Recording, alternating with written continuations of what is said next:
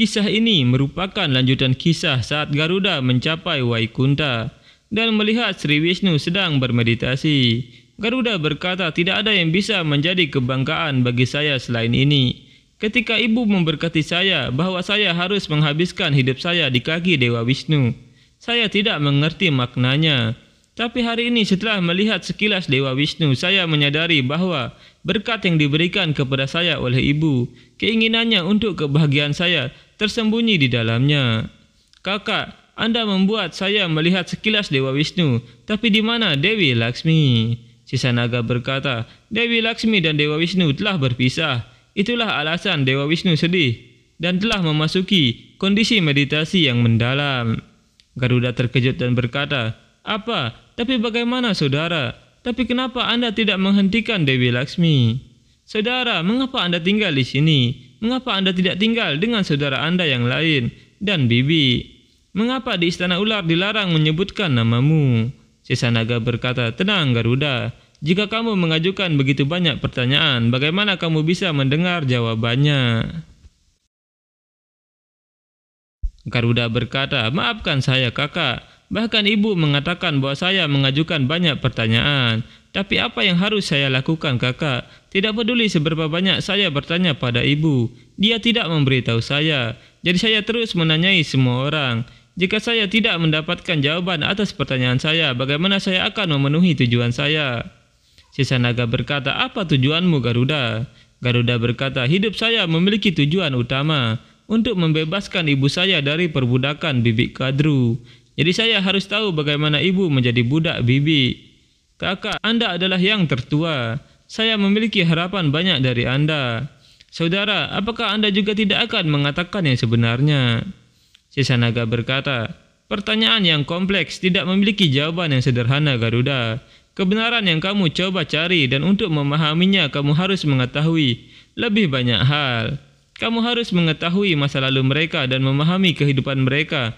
Hanya dengan demikian kamu akan dapat memahami mengapa mereka memilih jalan itu setelah memahami jalan yang telah mereka lalui. Cerita ini sangat panjang Garuda. Garuda berkata, bahkan jika saya harus menghabiskan seluruh hidup saya untuk memecahkan teka-teki ini, saya bersedia membayar harganya. Sisa naga berkata, baik Garuda, saya akan memulai dari awal. Alam semesta tidak seperti sekarang. Yang ada hanya kekosongan. Suara mantra Om bergema ke segala arah. Suaranya terus meningkat dan menjadi begitu kuat sehingga lautan Kesir Sagar muncul. Dewa Wisnu muncul di tengah Kesir Sagar. Kemudian dari pusar Dewa Wisnu, Dewa Brahma muncul di atas teratai. Dewa Brahma berkata, salam Narayan, siapa aku? Apa tujuan hidupku?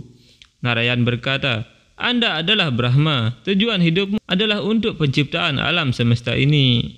Dewa Brahma melahirkan 10 Manas putra untuk pengembangan alam semesta. Mereka disebut Prajapati. Dewa Brahma memerintahkan mereka untuk mendapatkan keturunan agar alam semesta dapat berkembang lebih jauh. Resi Marici dan Prajapati Daksa adalah yang tertua. Prajapati Daksa menikahkan 17 putrinya dengan putra Prajapati Marici, yaitu Resi Kasyapa. Di antara mereka, Aditi melahirkan para dewa dan Diti melahirkan para danawa. Garuda berkata, tapi saudara, seorang ayah memiliki putra yang berbeda, bagaimana itu mungkin? Sisa naga berkata, Prajapati Daksa membentuk aturan untuk penciptaan dan keseimbangan alam semesta. Dia memastikan setiap makhluk memiliki sifat perilaku dan bentuk yang berbeda. Setiap putrinya akan melahirkan komunitas yang berbeda. Ayahnya sama, tetapi kualitas emosi dan perilaku ibu berbeda. Karena itu anak-anaknya memiliki sifat dan bentuk yang berbeda-beda. Anak-anak Aditi dan Diti sangat berbeda. Perilaku para dewa memiliki kualitas Satwam dan Raja, sedangkan Danawa dan Asura, meskipun kualitas Rajas ada, tapi didominasi kualitas Tamas. Kualitas itu tidak membuat seseorang tetap diam. Pikirannya terus-menerus bertanya-tanya, bagaimana dia bisa mengambil sesuatu dari seseorang yang menyakiti orang lain dan menghancurkan segalanya. Karena sifat menghancurkan dari para asura, mereka terus bertarung dengan para dewa. Seiring waktu, itu berubah menjadi pertempuran besar antara dewa dan asura. Asura hanya tahu bagaimana menunjukkan kekuatan mereka secara terang-terangan. Para dewa dipersatukan di bawah kepemimpinan Dewa Indra dan menggunakan senjata dewa dengan bijaksana dan ahli. Asura terus kalah setiap saat, karena itu ibu mereka Diti merasa terhina. Di sisi lain, ibu para dewa Aditi, orang-orang mulai lebih menghormatinya karena anak-anaknya kuat dan baik hati. Garuda berkata, "Maaf kakak, tapi apa hubungan permusuhan antara para dewa dengan Asura dengan perbudakan ibuku?" Sesanaga berkata, "Mereka terkait Garuda.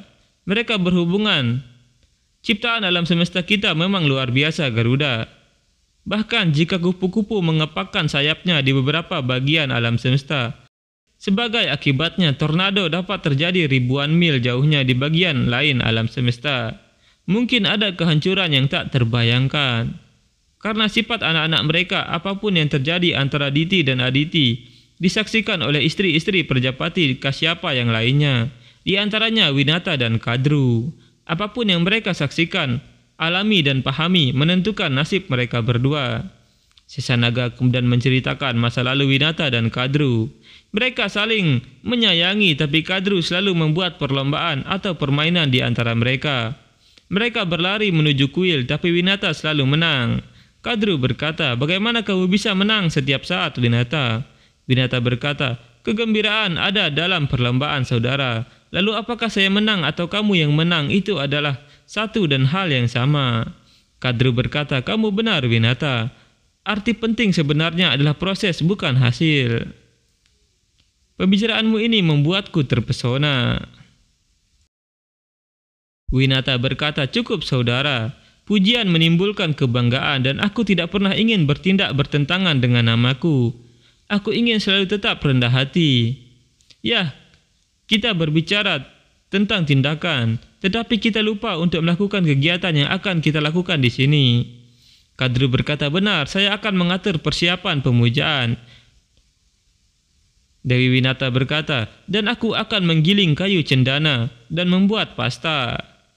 Kadru berkata, "Tidak, tentu saja tidak.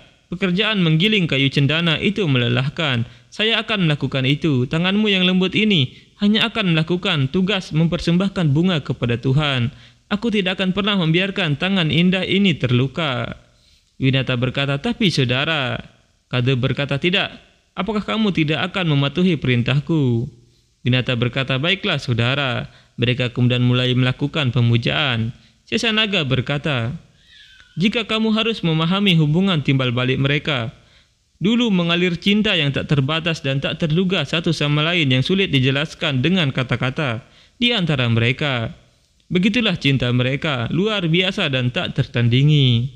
Kadru berkata, "Tahukah kamu apa yang telah saya doakan kepada Tuhan saya? Bahwa setiap kali saya memiliki anak laki-laki, mereka harus lebih kuat daripada putra Aditi. Semakin kuat putra-putra saya, semakin banyak rasa hormat yang akan saya dapatkan." Winata berkata, "Tapi saya merasa saudara Aditi tidak dihormati karena anak-anaknya berkuasa. Dia dihormati karena anak-anaknya baik dan berbudi luhur.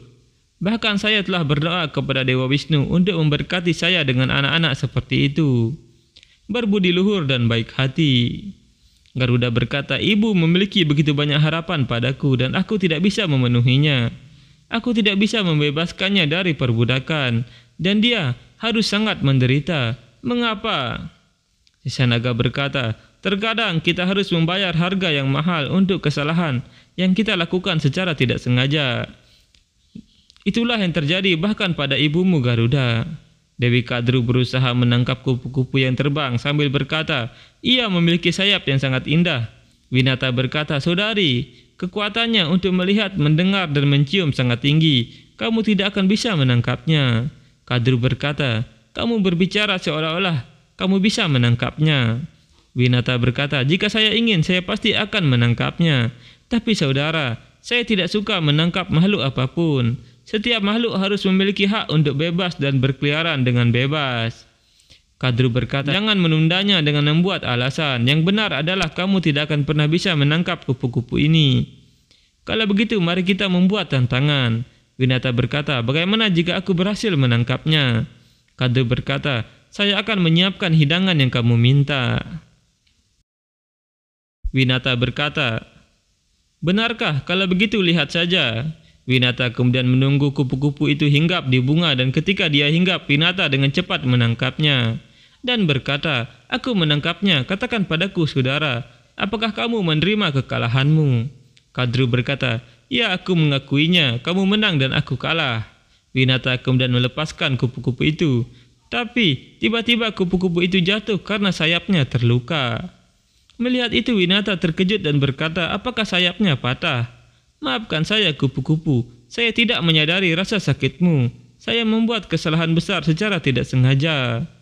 Winata kemudian menyentuh sayap kupu-kupu itu berkali-kali dan akhirnya dia bisa terbang lagi.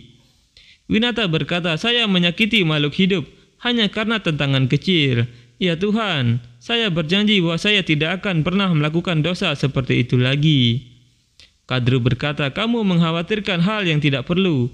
Kupu-kupu itu baik-baik saja, tidak ada yang terjadi.